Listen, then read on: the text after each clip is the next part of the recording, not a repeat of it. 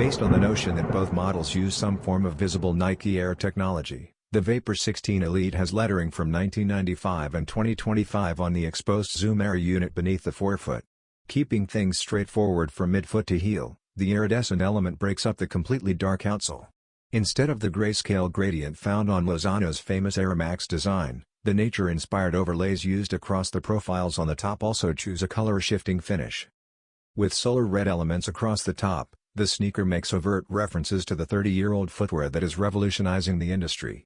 Reminiscent of one of the most recognizable designs of the Air Max 95, the heel features swooshes, the spine features Nike Air lettering, and the top of the knit tongue features airzoom symbols.